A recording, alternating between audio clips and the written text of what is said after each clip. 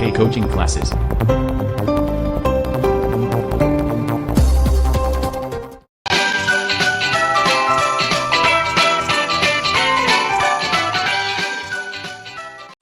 मेरे प्यारे बच्चों, आप सभी को नमस्कार। मैं आज क्लास 10th में एक्सरसाइज आपको 4.2 में क्वेश्चन नंबर 3 करा रहा हूं बेटा। तो देखिए क्वेश्चन नंबर 3 क्या है कि ऐसी दो संख्याएं ज्ञात कीजिए जिनका योग 27 और गुणनफल 182 हो। ऐसी हमें दो संख्याएं ज्ञात करनी है, इनका योग तो 27 होना चाहिए और गुणनफल है वो बेटा 182 होना चाहिए। तो देखते हैं ऐसी क्या संख्याएं होंगी, उन पर ध्यान देंगे थोड़ा सा। देखिए माना पहली संख्या x हो तब दूसरी संख्या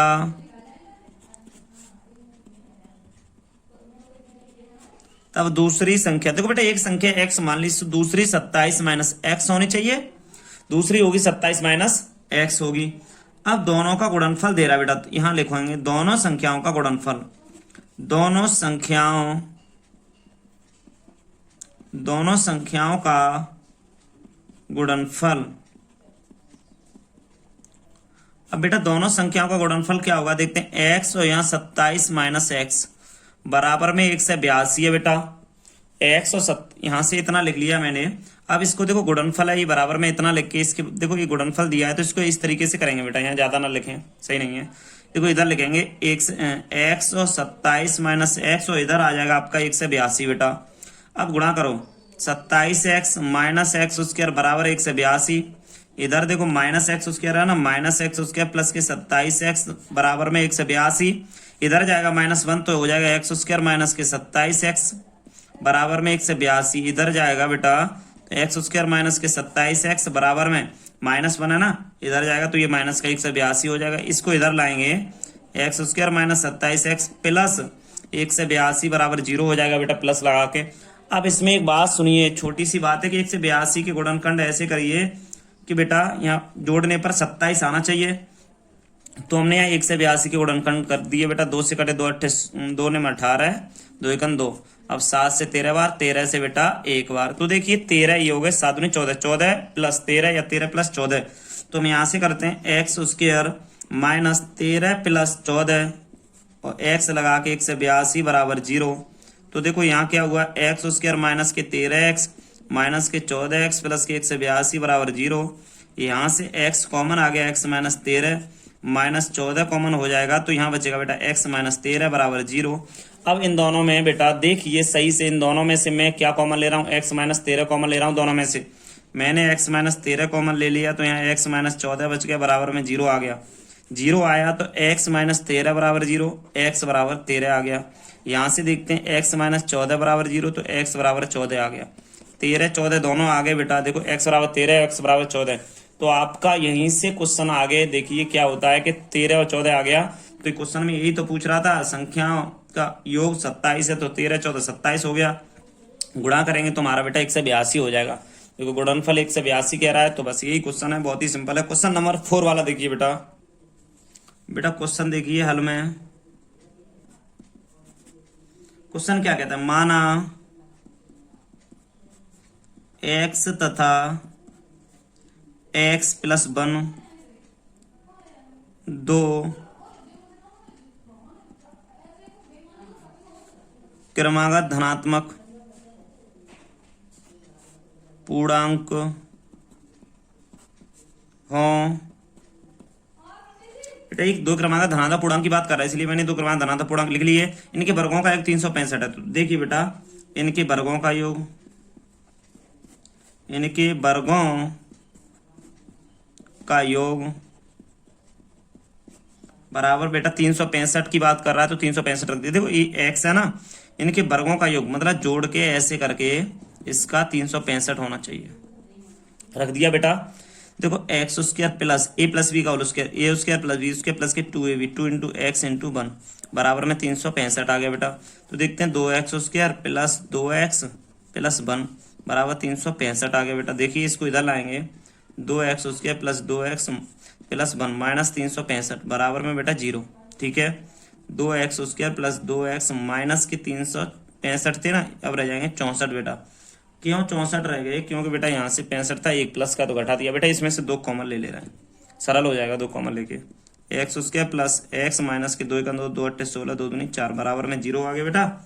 यहाँ से 2 इधर भेज देंगे, x² प्लस x माइनस 182 बराबर 0 आ गया। 182 के गुणनखंड करिए आप, यहाँ से 182 गुणनखंड करते हैं, 2 से काटा 9 बार, 2 1 2, अब 7 से 13 बार कटेगा बेटा। अभी आपने ऊपर भी उसी सवाल में 182 के गुणन किए थे, तो 13 प्लस 14, तो उसी तरीके से करते हैं। यहाँ माइनस है तो माइनस कर देंगे, x² प्लस ब्रैकेट में 14 माइनस 13, x माइनस 182 बेटा। देखिए ये क्वेश्चन था, बराबर में 0 लगा देंगे बेटा। क्या होता है बेटा? x² 14x minus 13x minus 182 बराबर 0 बेटा। देखो x कॉमन ले लिया हमने बेटा, x प्लस 14 माइनस के 13, x minus minus minus plus 14 बराबर बेटा 0। यहाँ से देखा आपने x प्लस 14 कौन मिल रहा है, ले लो। यहाँ x माइनस 13 बचा बेटा, बराबर में 0 आ गया, है ना। तो अब यहाँ से क्या हुआ बेटा इसमें कि देखते हैं हम, x प्लस 14 बराबर 0, x और माइनस के 14, ठीक है, x और माइनस 14। अब यहाँ से मैंने बताया था ऋणात्मक संख्या मान्य नहीं होती है, तो ये दूसरा क्या है, x माइनस 13 बराबर 0, x बराबर 13। तो आप इसकी लैंग्वेज में थोड़ा सा लिख सकते हैं कि पहली संख्या 13 तथा दूसरी संख्या, यहाँ लिखो इसलिए पहली संख्या बराबर 13, दूसरी संख्या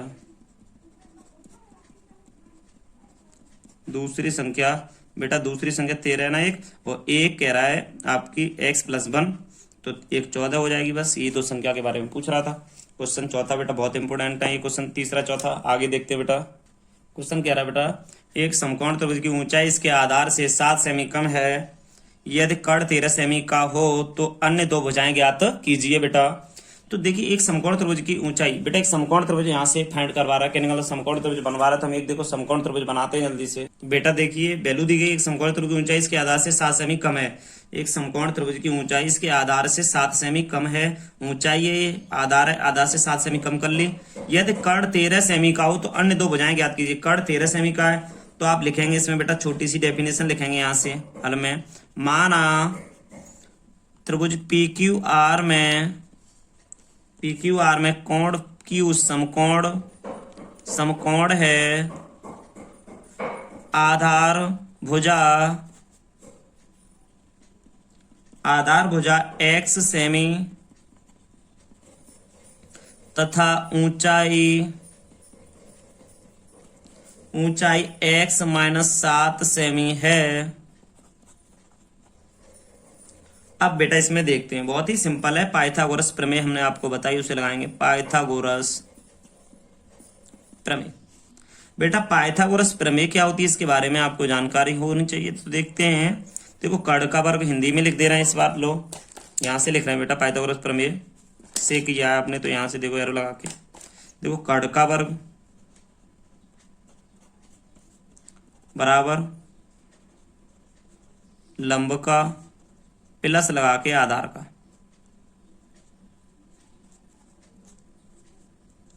आधार कर्ण लंब हो गया बेटा। यहां से देखते हैं अब आगे कि इतनी बात के बाद में क्या होता है। यहां पर देखो कर्ण तुम्हें 13 दे रहा है, तो 13 का वर्ग लंब x माइनस 7 का वर्ग, आधार x का वर्ग, 13 का 169 बराबर x माइनस 7 है आपका a² plus b² a² plus b² minus के 2 भी तो 14x करते हैं बेटा, प्लस x²। तो बेटा यहां से हमारी बात ये हुई कि देखिए इसको इधर लाएंगे सभी को, देखो यहाँ से 169 बराबर, यहाँ से बेटा x और x 2x² minus 14x plus के 49, इसको इधर लाएंगे तो बेटा देखो माइनस 2x² प्लस के 14x, इधर आएगा तो माइनस का 49, ये प्लस का 169 रहेगा ये बेटा, बराबर 0 में। देखो माइनस 2x² रखो बेटा, 14x है तो 14x रखो, घटा दो 0 बचा, प्लस के बचेंगे 0 2, 1 से 20 बचेगा बेटा, बराबर में देखो हम 0 कर दे रहे हैं। यहाँ से माइनस 2 को कॉमन लेंगे तो x² बचा, माइनस के 7x बचा, माइनस प्लस माइनस के 60 बचा, बराबर में 0 कर दिया, तो x² माइनस के 7x माइनस 60 बराबर 0 हो गया। 60 के गुणनखंड ऐसे करिए के घटाने पर 7 आ जाना चाहिए। तो 12 पंजे 60, 12 में से 5 गए तो बेटा 7 बच गए, सीधी सी बात है। X square minus 12 minus 5 x minus 60 बराबर 0 बेटा। तो यहाँ से क्या हुआ, एक्स स्क्वायर माइनस का गुणा हुआ तो 12x प्लस 5x माइनस 6 बराबर 0। इसको यहाँ से देखते हैं बेटा क्या होता है। यहाँ से x कॉमन ले लिया तो x माइनस 12 बच गया, प्लस के 5 कॉमन ले लेंगे यहाँ से बेटा, ये सॉरी यहाँ 60 है आपके, 5 कॉमन ले लिया तो x माइनस 12 बच गया बराबर में 0। x माइनस 12 कॉमन ले लिया बेटा यहाँ से तो x प्लस 5 बचा बराबर में 0।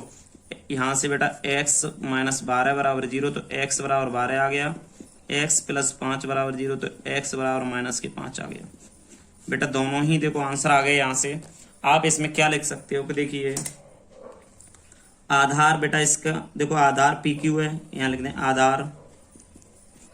आधार पी क्यू, आधार पी क्यू 12 सेमी का है बेटा। यहाँ से अगली बात क्या वो देखते हैं। आधार पी क्यू निकाल लिया आपने। अच्छा इसमें लंब भुजा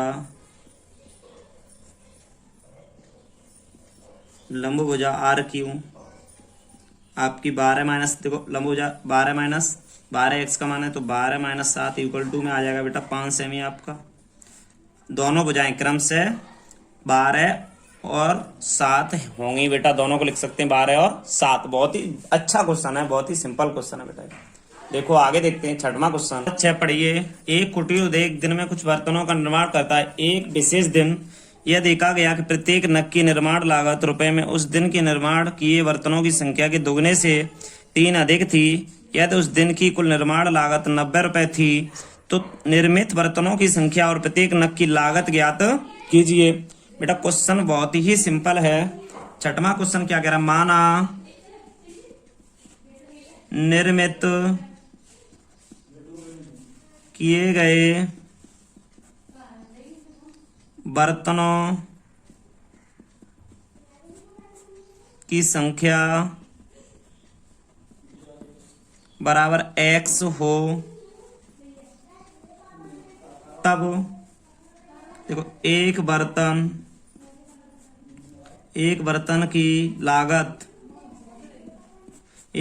की लागत बराबर 2 गुणा निर्मित किए गए बर्तनों की संख्या प्लस 3। तो इसमें कर लेंगे 2x प्लस 3। एक बर्तन की लागत बराबर देखो 2 इंटू निर्मित किए गए बर्तनों की संख्या प्लस 3। एक क्यों आया देखिए, उस दिन के दुगने से 3 अधिक थी, दुगने से मान लो x का दुगना इससे 3 अधिक हो गई, इसीलिए निर्मित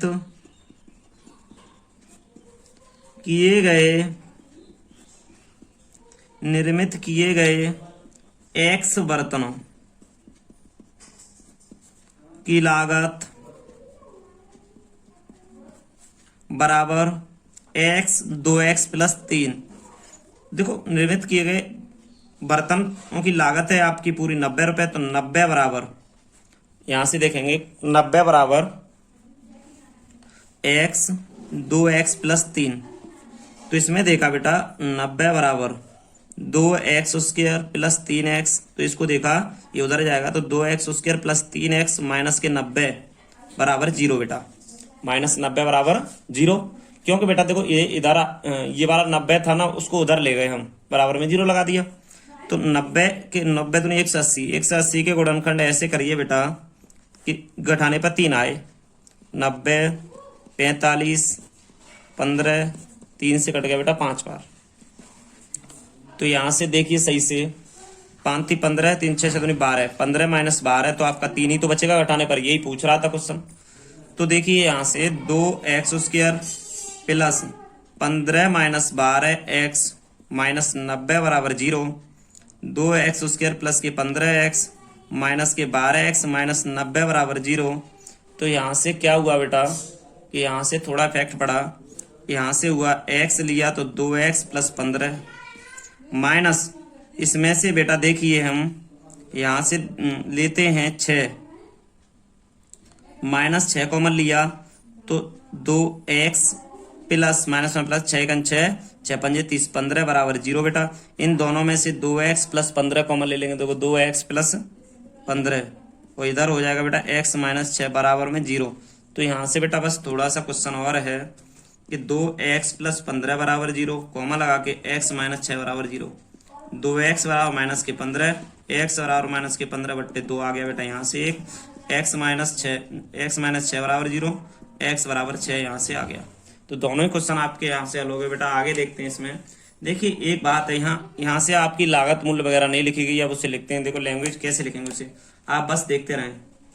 देखो बर्तन की लागत, इसलिए यहाँ लिख लें, या चूंकि बर्तन की लागत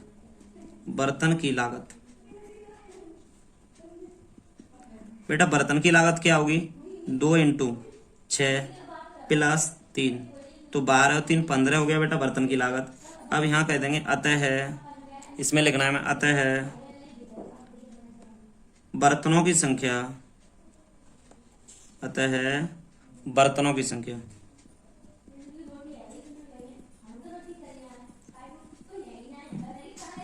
बर्तनों की संख्या 6 है तथा एक बर्तन की लागत